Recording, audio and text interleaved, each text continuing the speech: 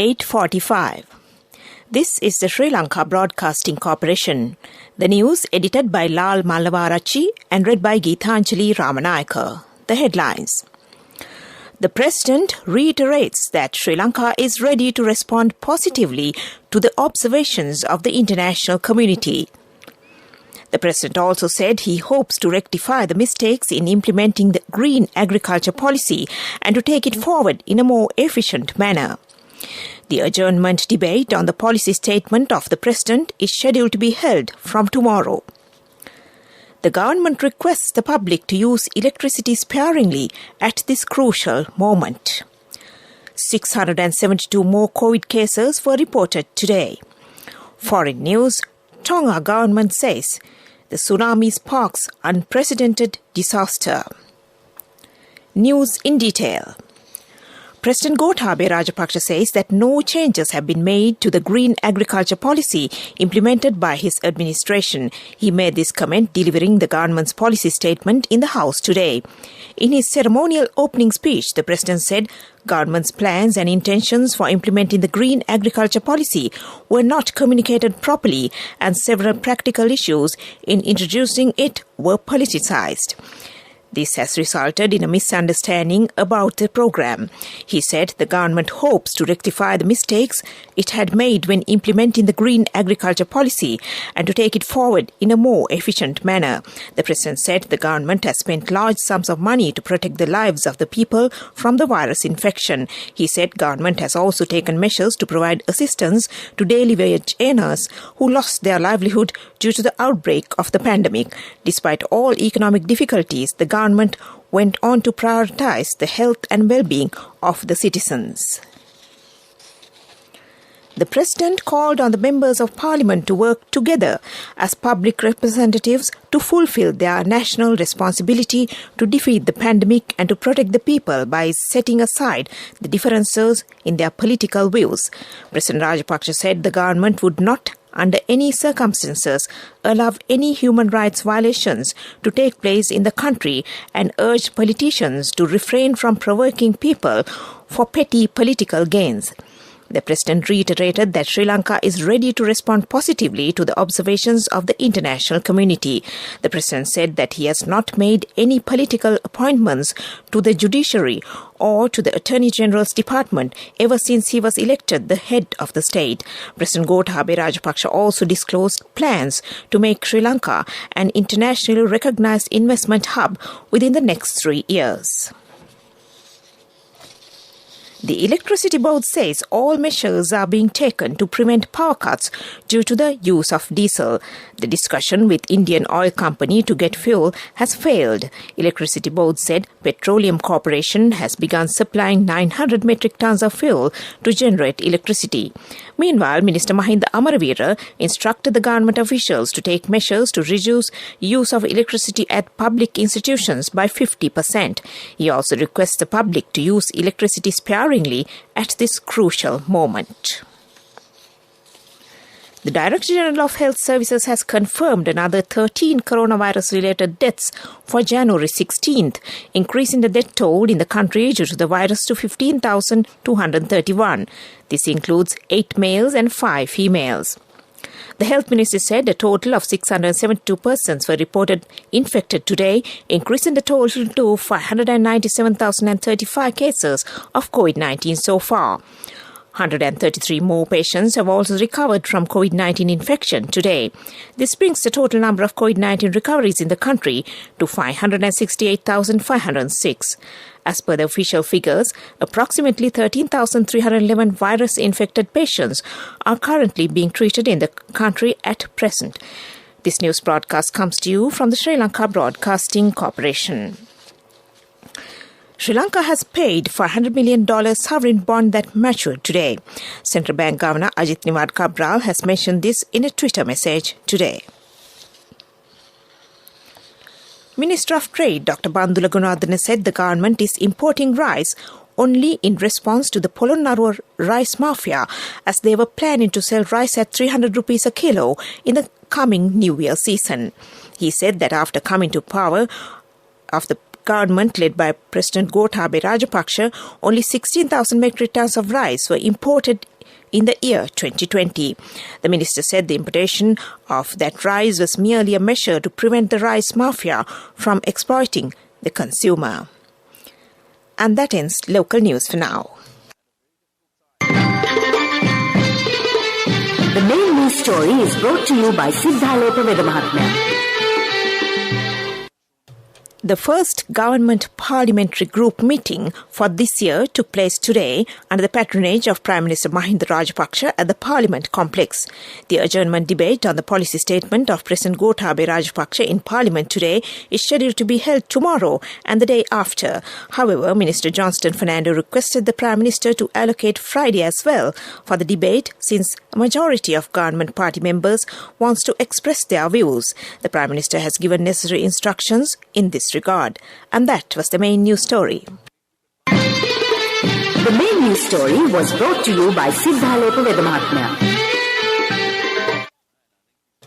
In Watchlight, Commissioner General of Examinations LMD Dharmasena says that organising and holding tuition classes, lectures, seminars and workshops aimed at 2021-2022 Grade 5 scholarship exam candidates will be banned from midnight today until the exam comes to an end. The examination is set to take place on the 22nd of January. The ban also extends to printing, distributing mock question papers and publishing posters, banners and flyers through electronic or printed media or possessing them. Any person violating these orders will be charged under the Public Examinations Act. Meanwhile, tuition classes and other related activities aimed at GCE Advanced Level Exam 2021 candidates will be banned from midnight on February 1st to March 5th until the conclusion of the exam. And that was Watchlight. Coming up, World News.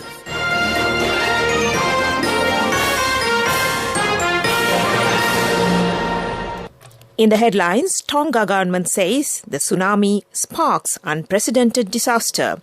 UK Defence Secretary says they'll send weapons to defend Ukraine. Quebec is to impose health tax on unvaccinated Canadians. World News in detail now. Tonga says it has been hit by an unprecedented disaster in the government's first update since a volcanic eruption triggered a tsunami. In a statement, the government confirmed 3 deaths, 2 locals and a British national. It said some of the smaller outlying islands were particularly badly affected, with all the houses destroyed on one and just 2 left on another. Aid efforts have been hampered by ash falling from the volcano. Britain is supplying Ukraine with short-range anti-tank missiles for self-defense after Russia amassed about 100,000 troops on its border, the Defense Secretary said. Ben Wallace told MPs a small team of British troops would also be sent to Ukraine to provide training. He said there was legitimate and real cause for concern that Russian troops could be used for an invasion. Russia denies any invasion plans and accuses the West of aggression. The Canadian province of Quebec will charge a health tax to residents who are not vaccinated against COVID-19. Quebec, which has seen the highest number of COVID-related deaths in Canada, is currently struggling with a surge in cases. The Premier has announced that it would be the first in the nation to financially penalize the unvaccinated. Only about 12.8% of Quebec residents are not vaccinated, but they make up nearly a third of all hospital cases. Back to the headlines of the world news. Tonga government says the tsunami sparks unprecedented disaster. The UK Defence Secretary says they'll send weapons to defend Ukraine. Quebec is to impose health tax on unvaccinated Canadians. And that ends World News. Development News is brought to you by Let's take all out of the coconut tree and make the island thriving and prosperous. Call our hotline 1928. WhatsApp 070 400 1928. In development news, a project to build new houses for the resettled people has commenced at Mana Musali Divisional Secretariat area. Houses worth 1.5 million rupees each will be constructed for 13 selected families. The construction work was launched last Sunday, and that was development news. Development news was brought to you by the coconut tree is well grown in almost all the parts of the island. It is an exceptional source of extra income. The shell, the husk and almost all the parts of the coconut tree makes you money, providing you with an excellent extra source of income. It will also help to nourish the economy of the country. You will be guided with all necessary informations regarding the coconut cultivation, with the novel cultivation techniques and all other related and upgraded informations by the Coconut Research Institute, Lunavilla. Call our hotline 1928. WhatsApp 070 400 1928. In sports news, it's cricket. The second Monday international between Sri Lanka and Zimbabwe is underway at Pallekele International Stadium. Batting first, Zimbabwe scored 302 runs for 8 wickets in 50 overs. Craig Erwin scored 91 runs and Sikandar Rasa 56. In reply, Sri Lanka were 164 for 4 wickets in 31.3 overs short while ago. And that was sports news. Cash through NSP globally and win wonderful gifts locally. From October 1st, 2021 to December 31st, 2022. Remit a minimum of $100 or an equivalent amount in any foreign currency 3 times through NSB U Trust. Business news sponsored by National Savings Bank, the safest place for your money. The value of stock portfolio of Sri Lanka's Employees Provident Fund has risen to 112 billion rupees, showing unrealized gains of 28 billion rupees, the central bank which manages the assets said. About 3% of its $3,343 billion of assets were invested in listed and unlisted stocks. By December, the market value of EPF's stock portfolio had risen to 112 billion rupees compared to a cost of 84 billion rupees. EPF had also earned 4.7 billion rupees in 2021 from realized capital gains, scrip issues and cash dividends. And that was business news. Business news sponsored by Cash through NSP globally and win wonderful gifts locally. Will you be the lucky winner of the NSP Golden Jubilee? 50 gold sovereigns for the top prize winner of the NSP Golden Jubilee. Scooters for the 10 second prize winners. iPhones for the 10 third prize winners. Mountain bikes for the 29 fourth prize winners. From October 1st, 2021 to December 31st, 2022. Remit a minimum of $100 or an equivalent amount in any foreign currency 3 times through NSB U Trust. Economic news, courtesy of... I bought my daughter a laptop for her work by managing my finances. Whatever the expenses may be, I can't afford to miss out on life's special moments like her birthday or our anniversary. So you need to invest to make your family's future flourish. Saving money isn't easy when you have responsibilities. That's why we promise to give you the best returns and guarantee on your investment. LOLC Finance Fixed Deposits. Maximize your savings. LOLC Finance PLC, incorporated on the 13th of December 2001, is rated SLA stable by ICRA Lanka Limited and is licensed by the Monetary Board of the Central Bank of Sri Lanka under the Finance Business Act number 42 of 2011. The Indian High Commission in Colombo said India has offered a new line of credit of $500 million to Sri Lanka to purchase petroleum products. External Affairs Minister Dr. S. Jaishankar extended this critical support in his letter addressed to the Foreign Minister Professor G. L. Peiris. Recently, India extended foreign exchange support of over $900 million to Sri Lanka. These measures are in line with India's commitment to stand with Sri Lanka, contribute to Sri Lanka's economic growth and impart greater momentum to bilateral economic and commercial partnership. And that was economic news. Saving money isn't easy when you have responsibility. That's why we promise to give you the best returns and guarantee on your investment. LOLC Finance Fixed Deposits. Maximize your savings. LOLC Finance PLC, incorporated on the 13th of December 2001, is rated SLA stable by ICRA Lanka Limited and is licensed by the Monetary Board of the Central Bank of Sri Lanka under the Finance Business Act number 42 of 2011. The weather report. The Met Department says few showers will occur in the northern, eastern, north central and Nuwa provinces and in the Matale district. Showers or thunder showers will occur at several places in the Sabarangama province and in the Galle, Matra, Kaluthura and Nuwara districts. Fairly heavy showers above 50 millimetres may occur at some places in the Ratnapura, Kaluthura, Galle and Matra districts. And that was the weather report. And to end this news broadcast, back to the headlines.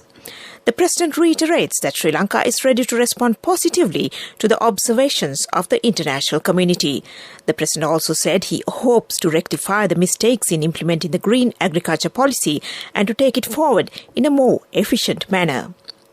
The adjournment debate on the policy statement of the President is scheduled to be held from tomorrow. The government requests the public to use electricity sparingly at this crucial moment. 672 more COVID cases were reported today. Foreign news, Tonga government says the tsunami sparks unprecedented disaster. And with that, we end this news broadcast.